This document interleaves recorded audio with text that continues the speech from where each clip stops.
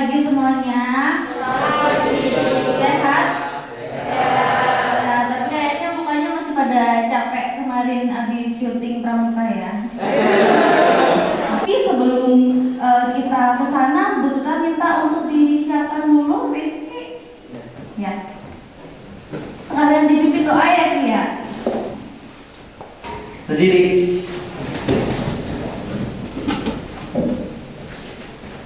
Beri salam.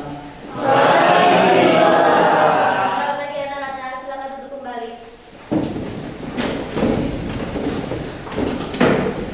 Untuk mengawali pembelajaran bahasa Indonesia pada jam hari ini, dipersilakan untuk teman-teman untuk berdoa. Hidup.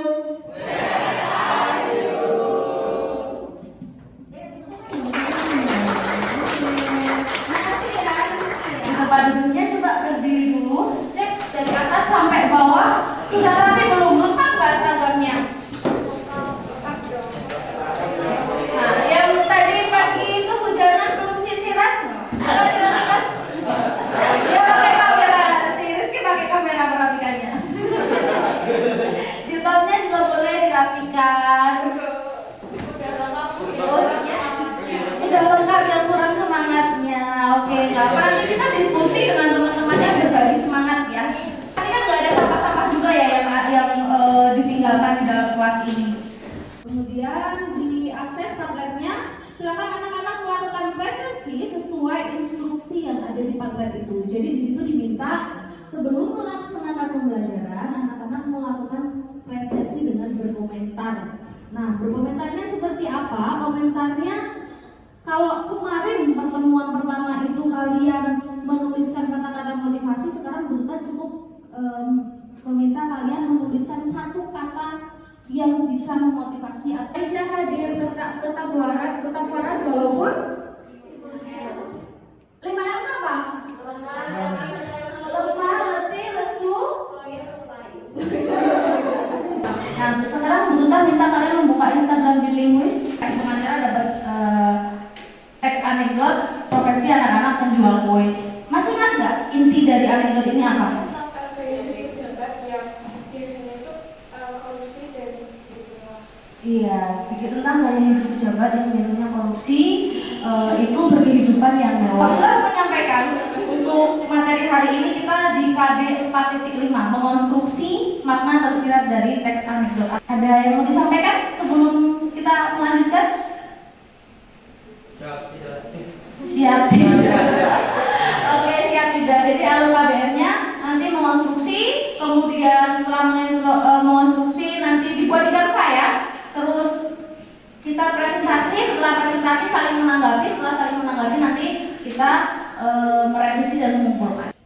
Ada yang mendapat dosennya juga menjadi pejabat? Nggak ada. Nah, karena nggak ada berarti hari ini kita menemukan teks baru. Nah, dari teks itu Bu Tuta meminta kalian untuk mengonstruksi makna tersiratnya. Dibagi dulu, abstraksi ada di bagian yang mana, orientasi ada di bagian yang mana, krisis ada di bagian yang mana. Kutipannya disebutkan di copy ya, diketik ulang.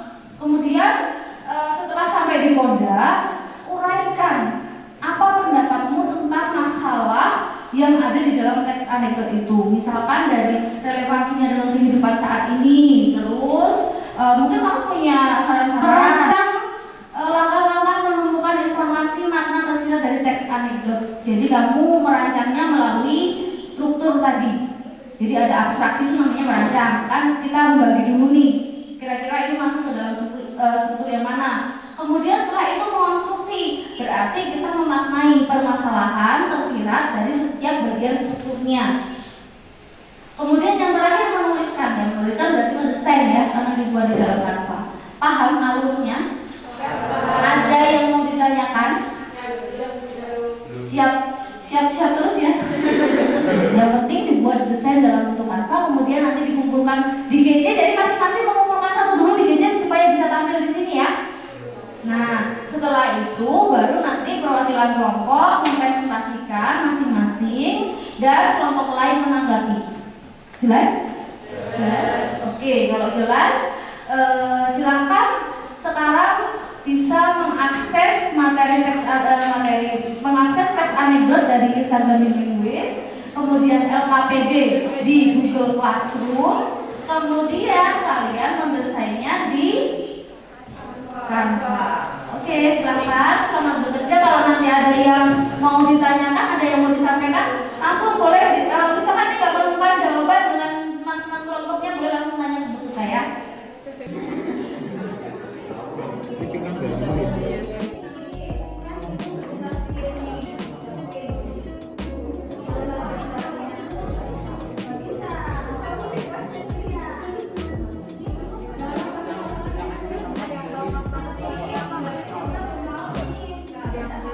Pendapat dia mungkin surat dari saksi yang dicatat sebuah Kita berikan waktu sampai dengan pukul berapa? 8.30 ya. Ya, kan SKS.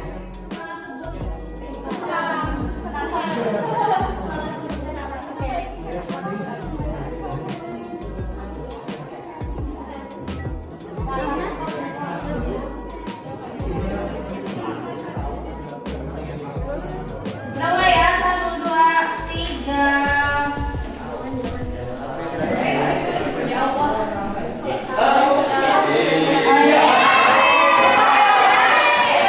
Kelompoknya Eksat yang pertama.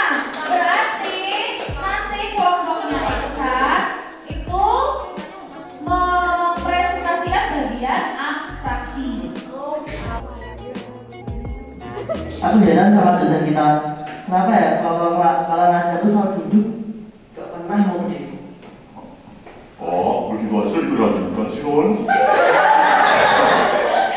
Semuanya, selamat pagi. Pagi.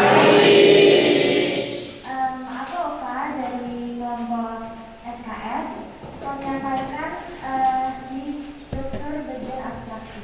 Jadi kutipannya adalah Dikatakan sebuah universitas, Udin dan Sono, 2 orang mahasiswa sedang berbincang-bincang.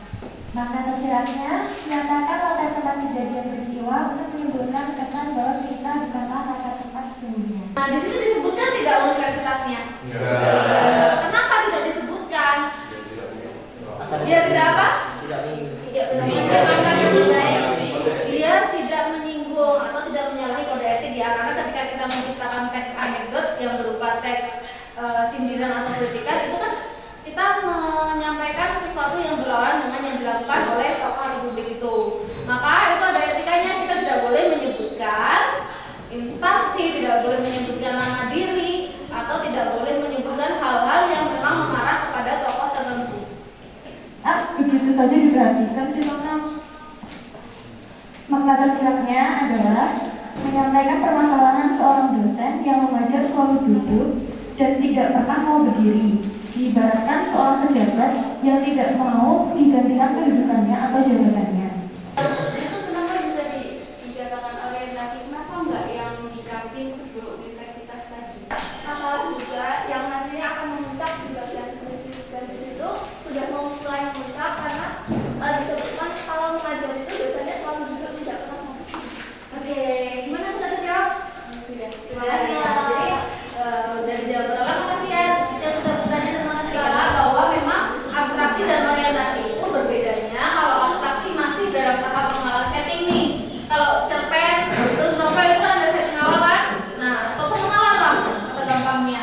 Itu sama juga dalam teks anekdot abstraksi masih di tahap bagian untuk pengenalan.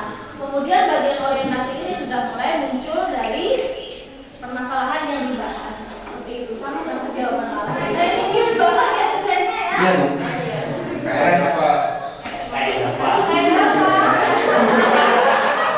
Makasih kan.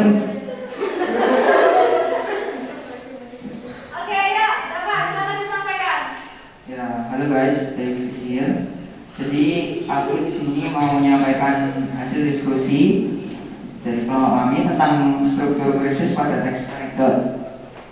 Krisis itu merupakan bagian puncak cerita yang berisi masalah atau kemelut, yaitu puncak konflik. Krisis merupakan bagian anekdot yang mengundang rasa penasaran bagi pembaca atau pendengarnya.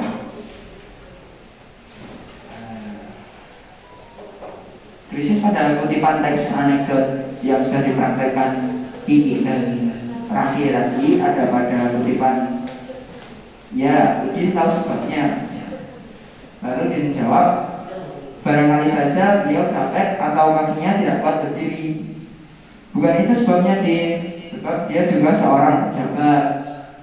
Makna tersirat dari kalimat tersebut adalah menyampaikan kritik kepada seorang pejabat yang tidak mau digantikan jabatannya melalui humor. Barangkali saja beliau capek atau kakinya tidak kuat berdiri. Jadi kalau di situ meskipun puncaknya, tapi tetap saja nggak boleh menyebutkan suatu instansi atau jabatan atau nama orang atau apa gitu. Sehingga dibuatlah teks anekdot ini mengandung unsur humor sehingga tidak menyinggung perasaan dari orang yang dikritik itu ya.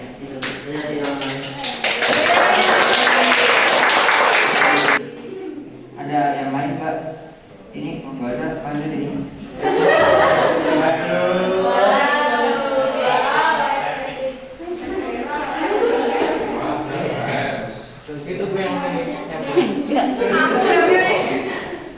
Halo semuanya, selamat pagi. Assalamualaikum warahmatullahi wabarakatuh. Baik, aku Ida dari kelompok si paling jelek akan menjelaskan tentang reaksi. Sebelum aku menjelaskan reaksi di dalam cerita dosen yang juga menjadi pejabat, aku akan memberitahu tentang pengertiannya terlebih dahulu. Jadi, reaksi itu apa? Reaksi merupakan bagian penyelesaian atau masalah yang ada di dalam krisis.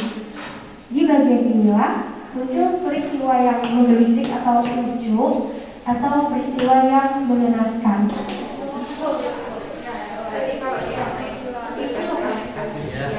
Nah, kalau sudah jelas semuanya dan tidak ada yang mau ditanyakan, berarti pembelajaran hari ini berterasa cukup jelas. Semuanya juga sudah paham. Minggu depan atau pertemuan selanjutnya kita lanjutkan dengan struktur dan kaidah kebahasaan dari teks anekdot. Kan seperti biasa ya, kita menganalisis isi, struktur, kaidah kebahasaan. Kemudian yang terakhir nanti kita menciptakan teks anekdot. Seperti itu. Baik, sebelum Bu Tuta akhiri, kita sepertinya kembali ke Instagram dalam membaca teks anekdot berjudul dosen yang juga menjadi pejabat. Kira-kira temanya tentang apa sih? Apa kamu? Setelah belajar bahasa Indonesia, kemudian nanti melanjutkan belajar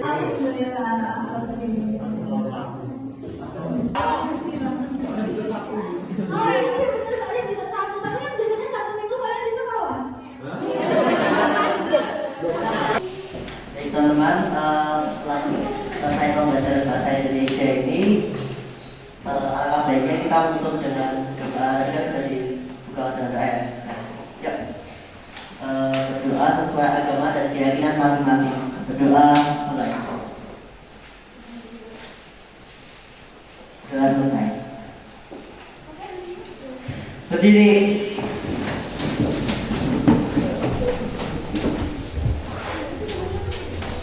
Beri salam.